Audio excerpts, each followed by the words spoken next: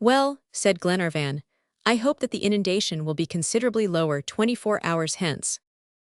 Or that we shall find some means of gaining terra firma," added Paganel. "Our first business, then, is to breakfast," said Glenarvan. "After drying ourselves," observed the Major. "And fire," said Wilson. "Why, we must make one," replied Paganel. "Where?" "At the top of the trunk, of course." "With what?" "With dead wood that we shall cut in the tree." "But how kindle it?" said Glenarvan. "Our tinder is like a wet sponge." "We will manage that," answered Paganel. "A little dry moss, a ray of sunlight, the lens of my telescope, and you will see by what a fire I will dry myself. Who will go for wood in the forest?" "I," cried Robert, and followed by his friend Wilson, he disappeared like a cat in the depths of the foliage. Going birds nesting. During their absence, Paganel found dry moss in sufficient quantity. He availed himself of a ray of sunlight, which was easy, for the orb of day now shone with a vivid brightness. And then, with the aid of his lens, he kindled without difficulty the combustible materials which were laid on a bed of leaves in the fork of the branches. It was a natural fireplace, with no danger of conflagration. Wilson and Robert soon returned with an armful of dead wood, which was cast on the fire. Paganel, to cause a draught, placed himself above the fireplace, his long legs crossed in the Arab fashion. Then, moving his body rapidly up and down, he produced, by means of his poncho, a strong current of air. The wood kindled, and a bright, roaring flame soon rose from this improvised oven. Each dried himself in his own way, while the ponchos, hung on the branches, swung to and fro in the breeze. They now breakfasted, sparingly however, for they had to allow for the following day.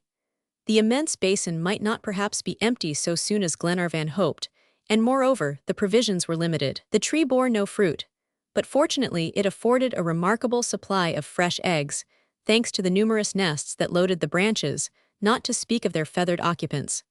These resources were by no means to be despised.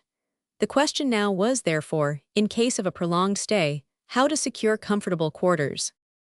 "Since the kitchen and dining room are on the ground floor," said Paganel, "we will sleep in the first story.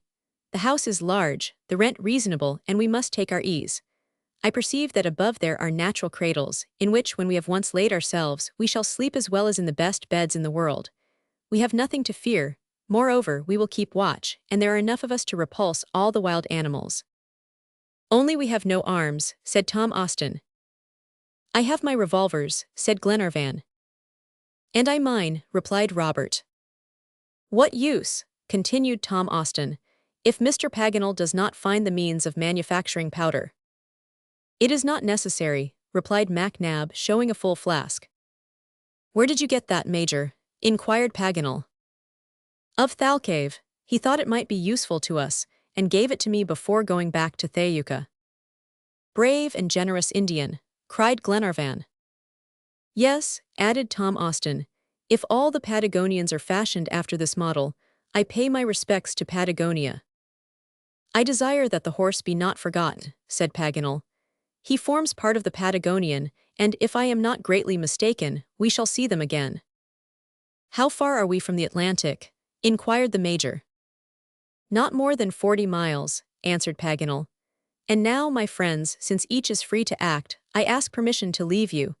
I am going to choose an observatory above, and with the aid of my telescope, will keep you acquainted with what goes on here." The geographer was allowed to go. He very adroitly swung himself from branch to branch, and disappeared behind the thick curtain of foliage.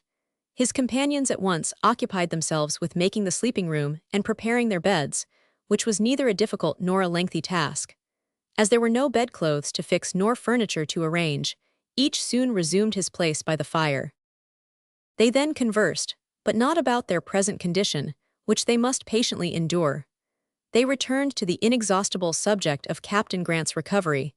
If the waters subsided, in 3 days the travelers would be again on board the Duncan. But the captain and his 2 sailors, those unfortunate castaways, would not be with them, and it even seemed after this failure, after this vain search in South America, as if all hope of finding them were irrevocably lost.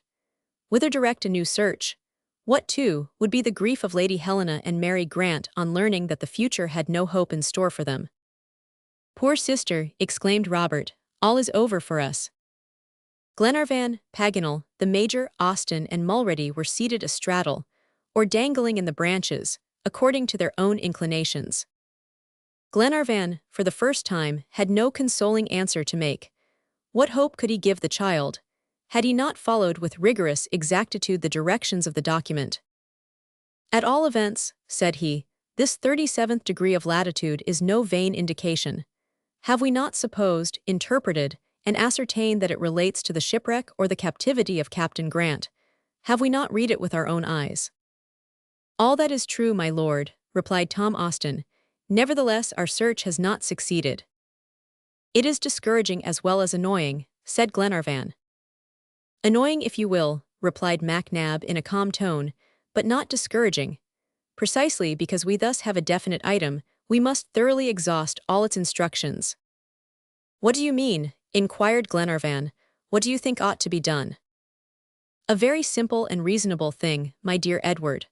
Let us turn our faces towards the east, when we are on board the Duncan, and follow the 37th parallel even around to our starting point, if necessary.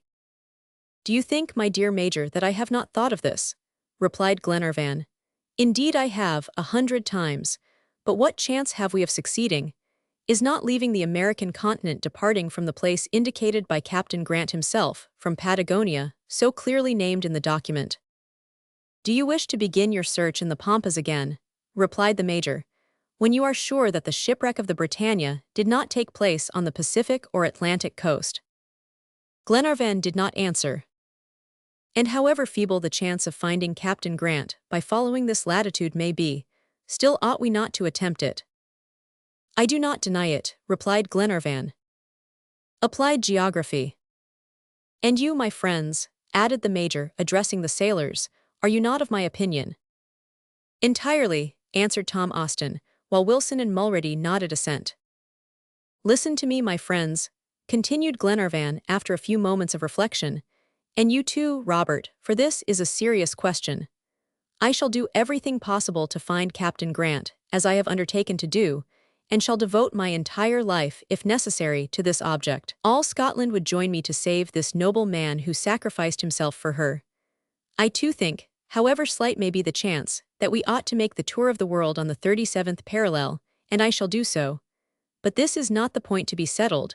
There is a much more important one, and it is this. Ought we once and for all to abandon our search on the American continent? This question, so directly asked, was unanswered. No one dared to declare his opinion. Well, resumed Glenarvan, addressing the Major more especially. My dear Edward, replied MacNab, it would involve too great a responsibility to answer you now. The case requires consideration. But first of all I desire to know what countries the 37th parallel crosses. That is Paganel's business, replied Glenarvan. Let us ask him then, said the Major. The geographer was no longer to be seen, as he was hidden by the thick foliage. It was necessary to call him. Paganel, Paganel, cried Glenarvan. Present, answered a voice which seemed to come to them from the sky. Where are you? In my tower. What are you doing? Surveying the wide horizon. Can you come down a moment? Do you need me? Yes. What for? To know what countries the 37th parallel crosses. Nothing easier, replied Paganel. I need not even disturb myself to tell you. Very well then. Leaving America, the 37th parallel crosses the Atlantic. Good. It strikes Tristan da Cunha Island. Well, it passes 2 degrees to the south of the Cape of Good Hope. And then it runs across the Indian Ocean. And then it grazes St. Paul's Island of the Amsterdam Group. Go on. It cuts Australia across the province of Victoria. Proceed. Leaving Australia. This last sentence was not finished. Did the geographer hesitate? Did he know no more? No, but a startling cry was heard in the top of the tree. Glenarvan and his friends grew pale as they gazed at each other. Had a new calamity happened? Had the unfortunate Paganel fallen? Already Wilson and Mulready were hastening to his assistance when a long body appeared. Paganel dangled from branch to branch. His hands could grasp nothing. Was he alive or dead? They did not know, but he was about to fall into the roaring waters when the Major, with a strong hand, arrested his progress. "Very much obliged, MacNab," cried Paganel. "Why, what is the matter with you?" said the Major. A long body appeared. Paganel dangled from branch to branch. His hands could grasp nothing. Was he alive or dead? "What has got into you? Is this another of your eternal distractions?" "Yes, yes," replied Paganel, in a voice choked with emotion and leaves. "Yes, a distraction, phenomenal this time." "What is it?" "We have been mistaken. We are still mistaken." "Explain yourself." "Glenarvan, Major, Robert, my friends," cried Paganel, "all you who hear me, we're seeking Captain Grant where he is not." "What do you say?" cried Glenarvan. "Not only where he is not," added Paganel, "but even where he has never been." Chapter 24. Paganel's Disclosure. A profound astonishment greeted these unexpected words. What did the geographer mean? Had he lost his senses? He spoke, however, with such conviction that all eyes were turned towards Glenarvan. This declaration of Paganel was a direct answer to the question the former had asked. But Glenarvan confined himself to a negative gesture, indicating disbelief in the geographer, who, as soon as he was master of his emotion, resumed. "Yes," said he in a tone of conviction. "Yes, we have gone astray in our search, and have read in the document what is not written there." "Explain yourself, Paganel," said the Major, and more calmly. "A new idea." "That is very simple, Major. Like you, I was in error, like you, I struck upon a false interpretation. When but a moment ago at the top of this tree, in answer to the question, at the word Australia, an idea flashed through my mind, and all was clear." "What," cried Glenarvan, "do you pretend that Captain Grant—" "I pretend," replied Paganel, "that the word Austral in the document is not complete, as we have hitherto supposed, but the root of the word Australia." "This is something singular," said the Major. "Singular," replied Glenarvan, shrugging his shoulders. "It is simply impossible." "Impossible," continued Paganel, "is a word that we do not allow in France." "What," added Glenarvan, in a tone of the greatest incredulity, "do you pretend, with that document in your possession, that the shipwreck of the Britannia took place on the shores of Australia?" "I am sure of it," replied Paganel. "By my faith, Paganel," said Glenarvan, "this is a pretension that astonishes me greatly, coming from the secretary of a geographical society." "Why?" inquired Paganel, touched in his sensitive point. "Because, if you admit the word Australia, you admit at the same time that there are Indians in that country, a fact which has not yet been proved." Paganel was by no means surprised at this argument. He seemingly expected it, and began to smile. "My dear Glenarvan," said he, "do not be too hasty in your triumph. I am going to defeat you completely, as no Englishman has ever been defeated." "I ask nothing better. Defeat me, Paganel." "Listen then. You say that the Indians mentioned in the document belong exclusively to Patagonia. The incomplete word Indi does not mean Indians, but natives indigenes. Now do you admit that there are natives in Australia?" It must be confessed that Glenarvan now gazed fixedly at Paganel. "Bravo, Paganel," said the Major. "Do you admit my interpretation, my dear lord?" "Yes," replied Glenarvan, "if you can prove to me that the imperfect word Goni does not relate to the country of the Patagonians." "No," cried Paganel, "it certainly does not mean Patagonia. Read anything you will but that." "But what?" "Cosmogony, theogony, agony." "Agony," cried the Major. "That is indifferent to me," replied Paganel. "The word has no importance. I shall not even search for what it may signify. The principal point is that Austral means Australia, and we must have been blindly following a false trail, not to have discovered before so evident a meaning. If I had found the document, if my judgment had not been set aside by your interpretation, I should never have understood it otherwise."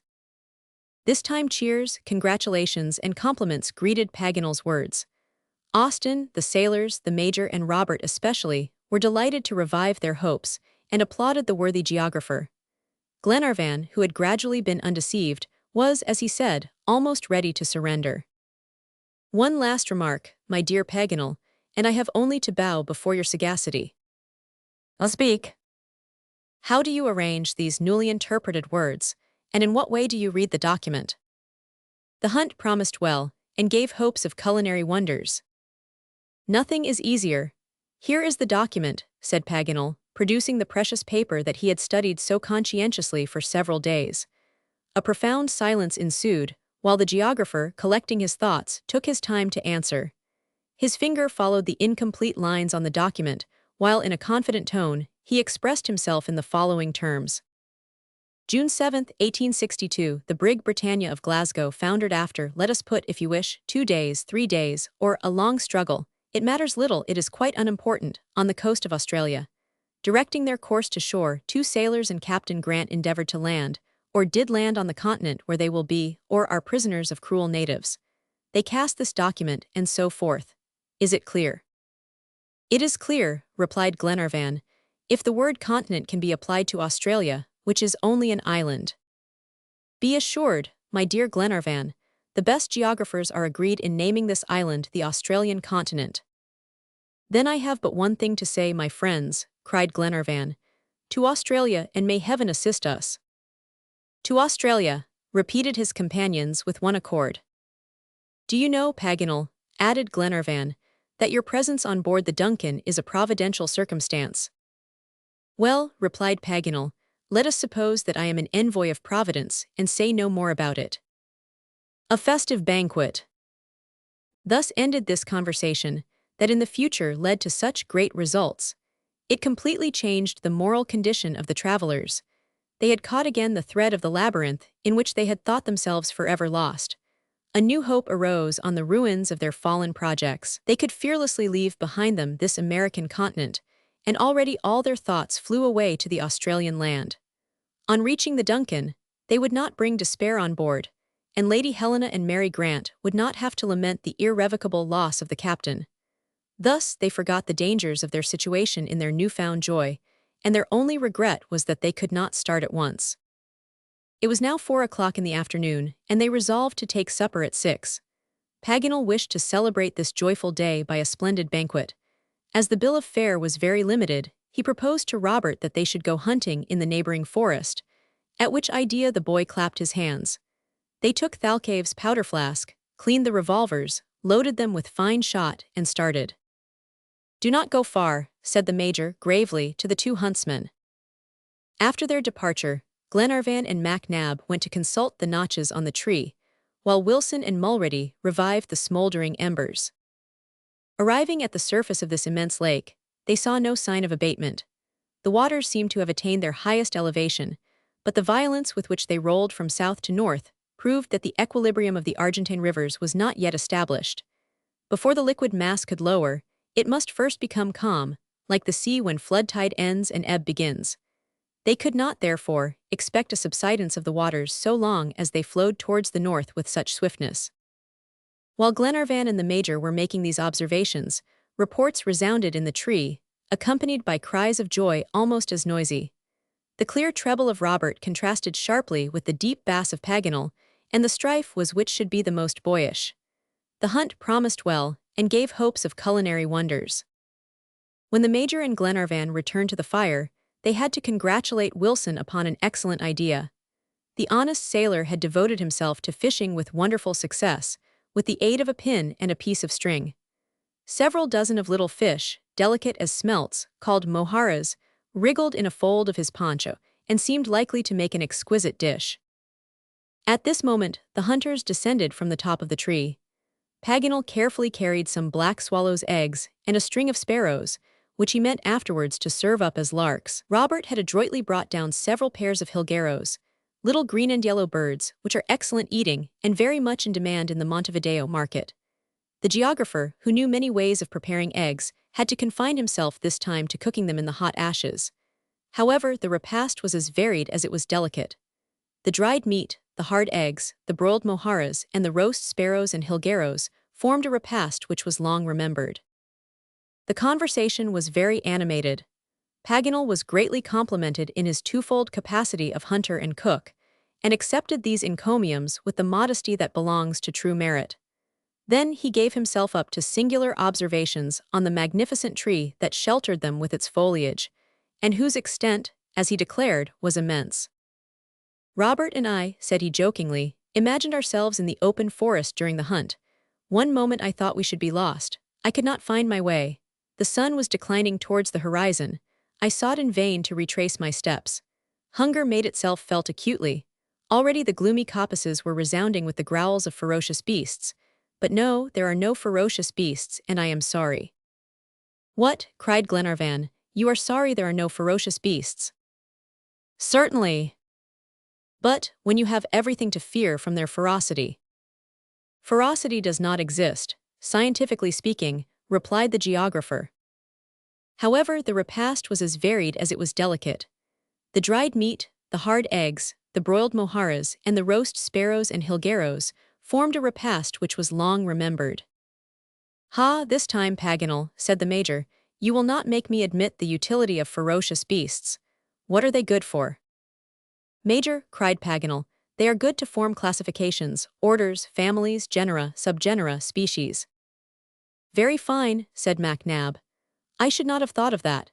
If I had been one of Noah's companions at the time of the deluge, I should certainly have prevented that imprudent patriarch from putting into the ark pairs of tigers, lions, bears, panthers, and other animals as destructive as they were useless. Should you have done so? Inquired Paganel. I should. Well, you would have been wrong in a zoological point of view.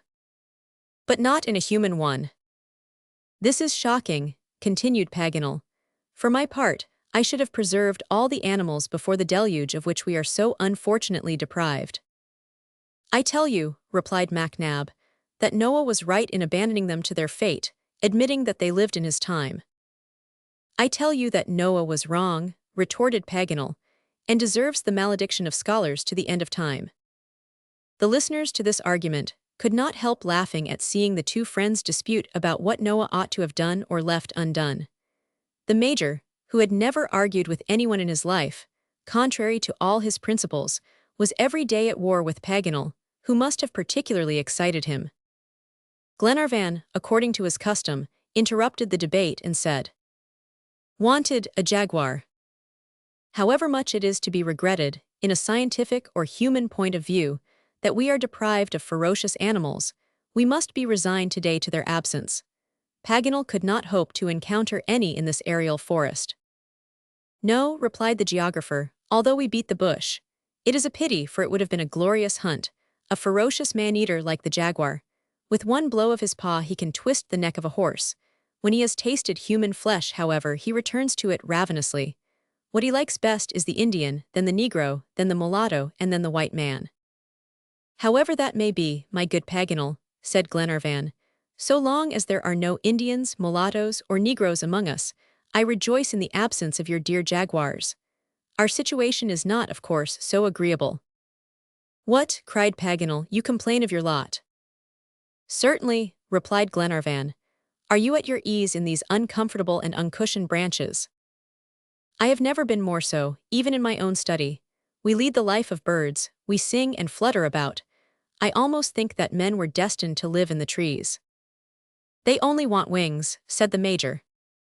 They will make them some day. In the meantime, replied Glenarvan, permit me, my dear friend, to prefer the sand of a park, the floor of a house, or the deck of a vessel to this aerial abode.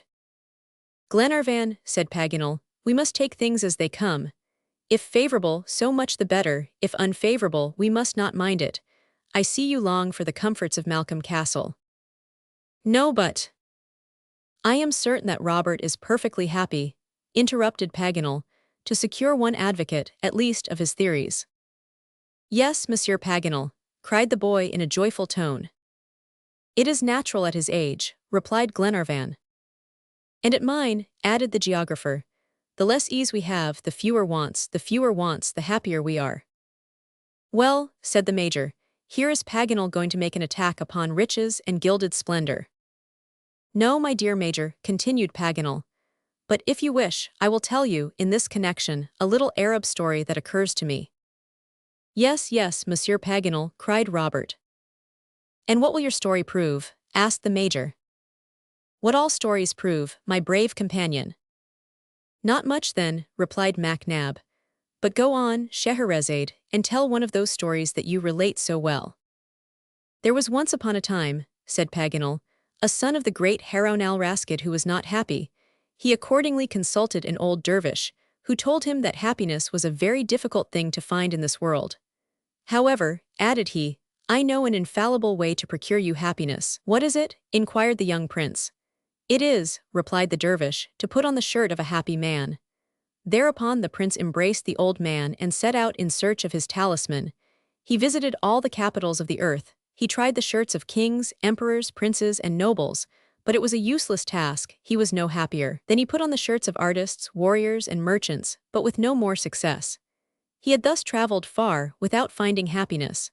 At last, desperate from having tried so many shirts, he was returning very sadly one beautiful day to the palace of his father, when he spied in the field an honest laborer, who was joyously singing as he plowed. Here is, at all events, a man who possesses happiness, said he to himself, or happiness does not exist on earth. He approached him. Good man, said he, are you happy? Yes, replied the other. You wish for nothing. No, you would not change your lot for that of a king. Never. Well, sell me your shirt. My shirt, I have none. They were agreed on this point, that it was necessary to have courage for every fortune, and be contented with a tree when one has neither palace nor cottage. Chapter 25.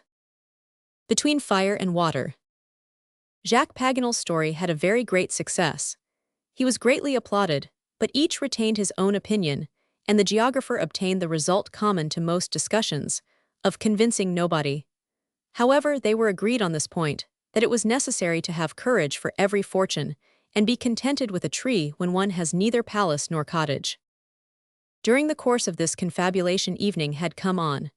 Only a good sleep could thoroughly refresh, after this eventful day. The inmates of the tree felt themselves not only fatigued by the sudden changes of the inundation, but especially overcome by the heat, which had been excessive. Their feathered companions had already set the example. The jilgueros, those nightingales of the pampas, had ceased their melodious warblings, and all the birds had disappeared in the recesses of the foliage. The best plan was to imitate them. But before retiring to their nest, as Paganel said, Glenarvan, Robert, and he climbed to the observatory to examine for the last time the watery expanse. It was about 9 o'clock. The sun had just set in the sparkling mists of the horizon, and all the western part of the firmament was bathed in a warm vapor. The constellations, usually so dazzling, seemed veiled in a soft haze. Still they could be distinguished, and Paganel pointed out to Robert, for Glenarvan's benefit, that zone where the stars are most brilliant. Philosophy and ponchos. While the geographer was discoursing thus, the whole eastern horizon assumed a stormy aspect. A dense and dark band, clearly defined, gradually rose, dimming the light of the stars. This cloud of threatening appearance soon invaded almost the entire vault of the sky. Its motive power must have been inherent in itself, for there was not a breath of wind. Not a leaf stirred on the tree, not a ripple curled the surface of the waters. Even the air seemed to fail, as if some huge pneumatic machine had rarefied it. A strong electric current was perceptible in the atmosphere, and every creature felt it course along the nerves. Glenarvan, Paganel, and Robert were sensibly affected by these electric currents. We shall have a storm, said Paganel. You are not afraid of thunder? Asked Glenarvan of the boy.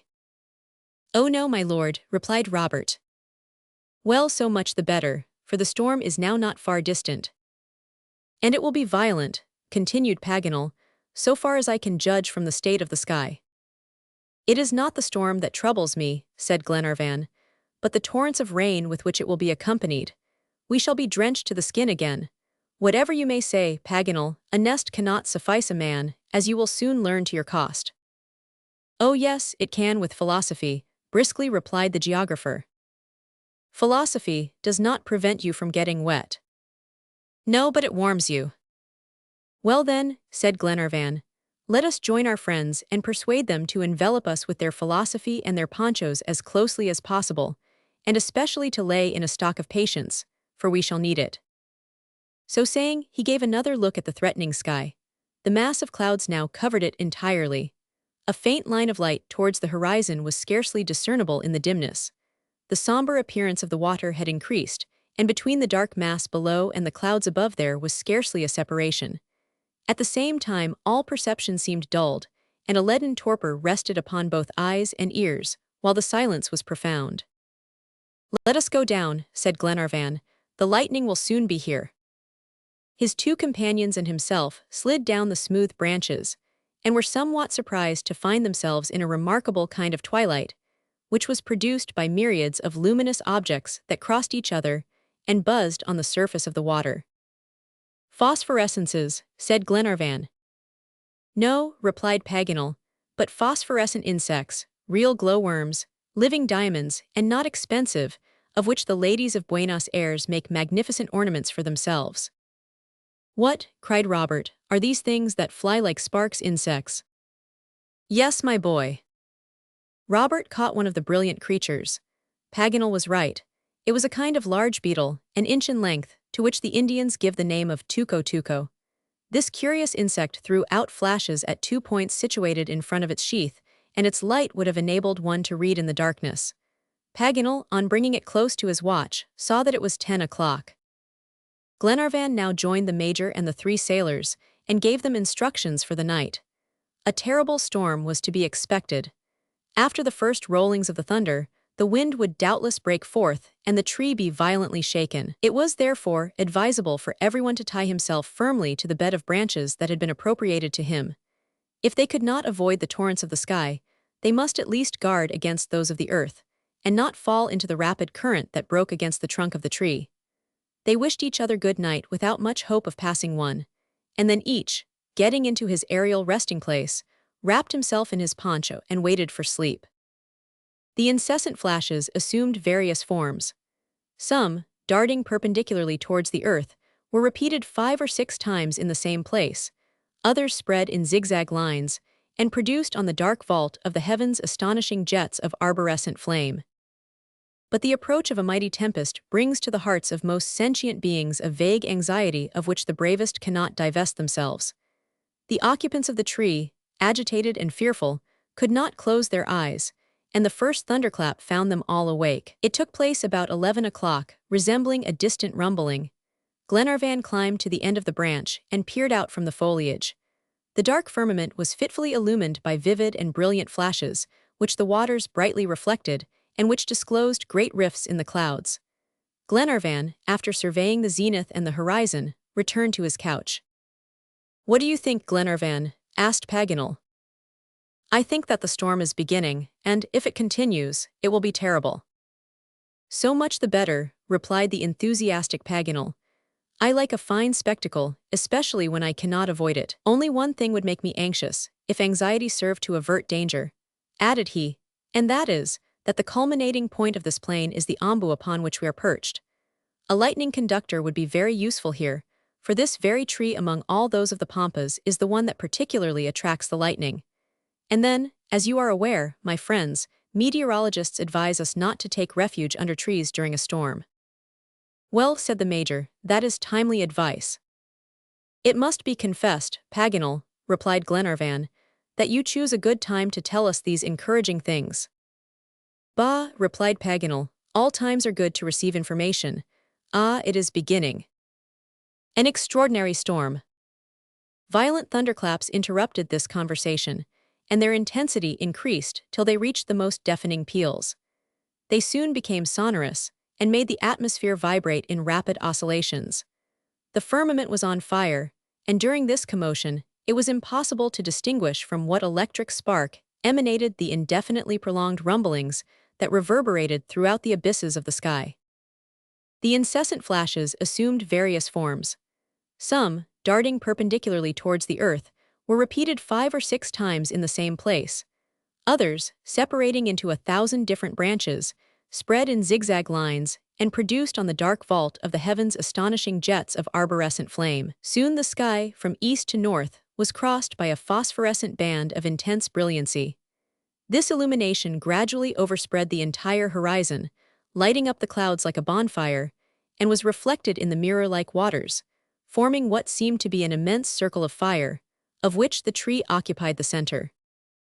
Glenarvan and his companions watched this terrific spectacle in silence. Sheets of dazzling light glided towards them, and blinding flashes followed in rapid succession, now showing the calm countenance of the Major, then the speculative face of Paganel or the energetic features of Glenarvan, and again the frightened look of Robert or the unconcerned expression of the sailors. The rain, however, did not fall as yet, nor had the wind risen. But soon the floodgates of the heavens opened, and the rain came down in torrents, the drops, as they struck the surface of the water, rebounding in thousands of sparks illuminated by the incessant lightning. Did this rain predict the end of the storm? Were Glenarvan and his companions to be released with a few thorough drenchings? At the height of this struggle of the elements, suddenly there appeared at the end of the branch which extended horizontally, a flaming globe of the size of a fist, and surrounded by a black smoke. This ball, after revolving a few moments, burst like a bombshell, and with a noise that was distinguishable in the midst of the general tumult. A sulphurous vapor filled the atmosphere. There was a moment of silence, and then Tom Austin was heard crying, "The tree is on fire." He was right. In a moment the flame, as if it had been communicated to an immense piece of fireworks, spread along the west side of the tree. The dead limbs, the nests of dry grass, and finally the live wood itself, furnished material for the devouring element. The wind now rose and fanned the flames into fury. Glenarvan and his friends, speechless with terror, and venturing upon limbs that bent beneath their weight, hastily took refuge in the other, the eastern part of the tree. Meantime the boughs shriveled, crackled, and twisted in the fire like burning serpents. The glowing fragments fell into the rushing waters and floated away in the current, sending forth flashes of ruddy light. The flames at one moment would rise to a fearful height, to be lost in the aerial conflagration, and the next, beaten back by the furious hurricane, would envelop the tree like a robe of molten gold. Glenarvan, Robert, the Major, Paganel, and the sailors were terrified. A thick smoke was stifling them, an intolerable heat was scorching them. The fire was extending to the lower part of the tree on their side, nothing could stop or extinguish it, and they felt themselves irrevocably doomed to the torture of those victims who are confined within the burning sides of a sacrificial fire basket. At last their situation was no longer tenable, and of two deaths they were forced to choose the least cruel. "To the water!" cried Glenarvan. In a few moments, the gigantic waterspout struck the ombu, and enveloped it in its watery folds. Wilson, whom the flames had reached, had already plunged into the current, when they heard him cry, in tones of the greatest terror, "Help! Help!" Austin rushed towards him and assisted him to regain the trunk. "What is the matter?" "Caimans, caimans," replied Wilson, and in truth, the foot of the tree was seen to be surrounded by the most formidable monsters. Their scales glittered in broad plates of light, sharply defined by the conflagration. Their flat tails, their pointed heads, their protruding eyes, their jaws, extending back of their ears, all these characteristic signs were unmistakable. Paganel recognized the voracious alligators peculiar to America and called caimans in Spanish countries. There were a dozen of them, beating the water with their powerful tails and attacking the tree with their terrible teeth. At this sight the unfortunate travelers felt themselves lost indeed. A horrible death was in store for them, to perish either by the flames or by the teeth of the alligators. There are circumstances in which man is powerless to struggle, and where a raging element can only be repulsed by another equally strong. Glenarvan, with a wild look, gazed at the fire and water leagued against him, not knowing what aid to implore of heaven. The storm had now begun to abate, but it had developed in the air a great quantity of vapor, which the electric phenomena were about to set in violent commotion. To the south an enormous waterspout was gradually forming, an inverted cone of mist, uniting the raging waters below to the stormy clouds above. It advanced revolving with frightful rapidity, collected at its center a liquid column, and by a powerful attraction, caused by its gyratory motion, drew towards it all the surrounding currents of air. A strange bark. In a few moments, the gigantic waterspout struck the ombu and enveloped it in its watery folds. The tree was shaken to its very base, so that Glenarvan might have thought that the alligators had attacked it with their powerful jaws and were uprooting it from the ground. His companions and he, clinging to one another, felt the mighty tree give way and fall, and saw its flaming branches plunge into the tumultuous waters with a frightful hiss. It was the work of a second. The waterspout had passed, to exert elsewhere its destructive violence, and pumping the waters of the plain as if it would exhaust them.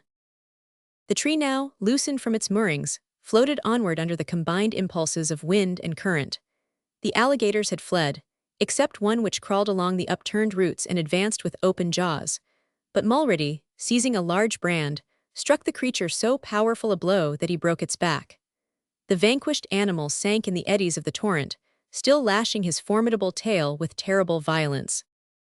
Glenarvan and his companions, delivered from these voracious creatures, took refuge on the branches to leeward of the fire, while the tree, wrapped by the blast of the hurricane in glowing sheets of flame, floated on like a burning ship in the darkness of the night.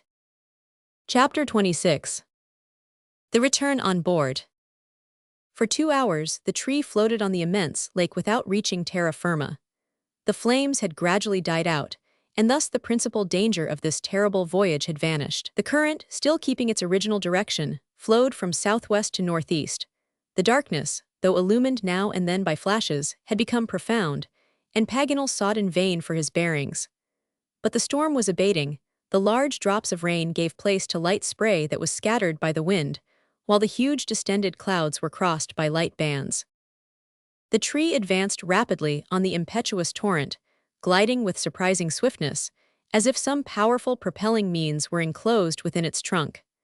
There was as yet no certainty that they would not float on thus for many days. About 3 o'clock in the morning, however, the Major observed that the roots now and then struck the bottom. Tom Austin, by means of a long branch, carefully sounded, and declared that the water was growing shallow.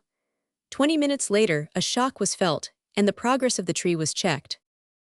"Land, land!" cried Paganel in ringing tones.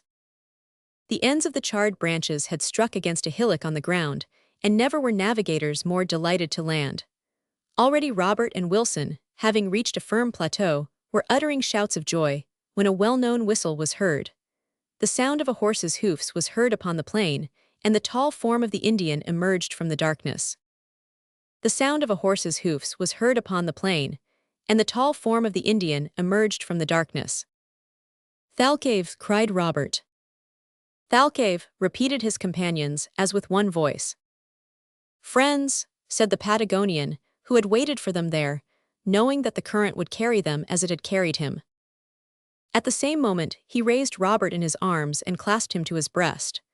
Glenarvan, the Major, and the sailors, delighted to see their faithful guide again, shook his hands with the most earnest cordiality.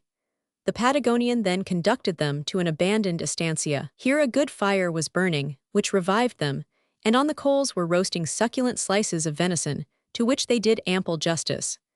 And when their refreshed minds began to reflect, they could scarcely believe that they had escaped so many perils: the fire, the water, and the formidable alligators. Thalcave, in a few words, told his story to Paganel, and ascribed to his intrepid horse all the honor of having saved him. Paganel then endeavored to explain to him the new interpretation of the document, and the hopes it led them to entertain. Did the Indian understand the geographer's ingenious suppositions? It was very doubtful, but he saw his friends happy and very confident, and he desired nothing more. It may be easily believed that these courageous travelers, after their day of rest on the tree, needed no urging to resume their journey. At 8 o'clock in the morning they were ready to start. They were too far south to procure means of transport, and were therefore obliged to travel on foot. The distance, however, was only 40 miles, and Thayuka would not refuse to carry from time to time a tired pedestrian. In 36 hours they would reach the shores of the Atlantic. In the dark. As soon as refreshed, the guide and his companions left behind them the immense basin, still covered with the waters, and proceeded across elevated plains, on which here and there were seen groves planted by Europeans, meadows, and occasionally native trees. Thus the day passed. The next morning, 15 miles before reaching the ocean, its proximity was perceptible. They hastened on in order to reach Lake Salado, on the shores of the Atlantic, the same day. They were beginning to feel fatigued, when they perceived sandhills that hid the foaming waves, and soon the prolonged murmur of the rising tide struck upon their ears. "The ocean!" cried Paganel. "Yes, the ocean," replied Thalcave. And these wanderers, whose strength had seemed almost about to fail, climbed the mounds with wonderful agility. But the darkness was profound, and their eyes wandered in vain over the gloomy expanse. They looked for the Duncan, but could not discern her. "She is there at all events," said Glenarvan, "waiting for us." "We shall see her tomorrow," replied Mac Nab. Tom Austin shouted seaward but received no answer. The wind was very strong and the sea tempestuous. The clouds were driving from the west, and the foaming crests of the waves broke over the beach in masses of spray. If the Duncan was at the appointed rendezvous, the lookout man could neither hear nor be heard. The coast afforded no shelter. There was no bay, no harbor, no cove, not even a creek. The beach consisted of long sandbanks that were lost in the sea, and the vicinity of which is more dangerous than that of the rocks in the face of wind and tide. These banks, in fact, increase the waves.